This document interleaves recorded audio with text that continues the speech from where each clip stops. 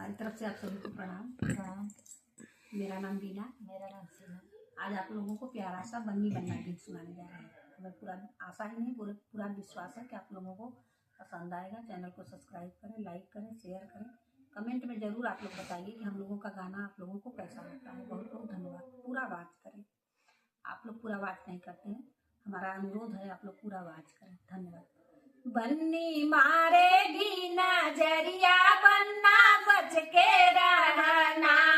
बन्नी मारेगी नजरिया, बन्ना बच के रहना।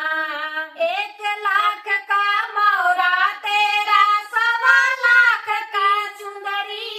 1 लाख का लहंगा तेरा, 1.25 लाख की चुंदरी। चुंदरी देगी नौला हरिया, बन्ना बच के रहना। चुंदरी देगी नौला हरिया, बन्ना बच के रहना। बन्नी मारेगी नजरिया, बन्ना बच के रहना। बन्नी मारेगी नजरिया, बन्ना बच के रहना। 1 लाख का चंदन तेरा, 1.25 लाख का टीका।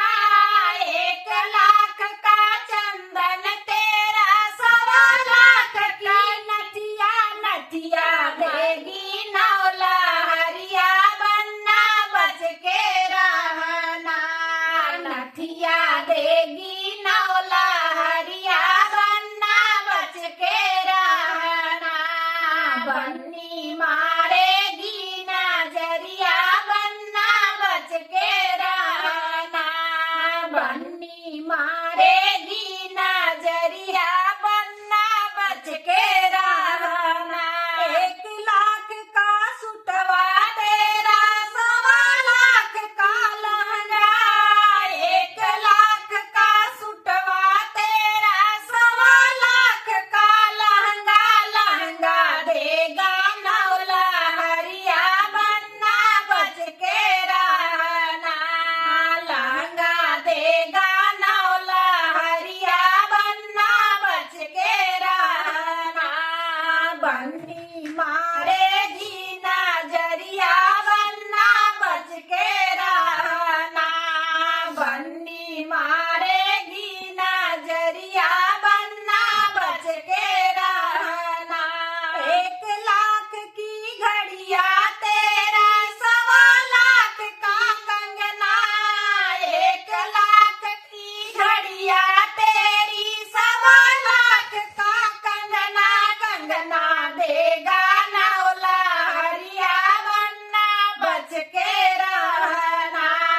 कंगना देगा नौला हरिया, बन्ना बच के रहना। बन्नी मारेगी नजरिया, बन्ना बच के रहना।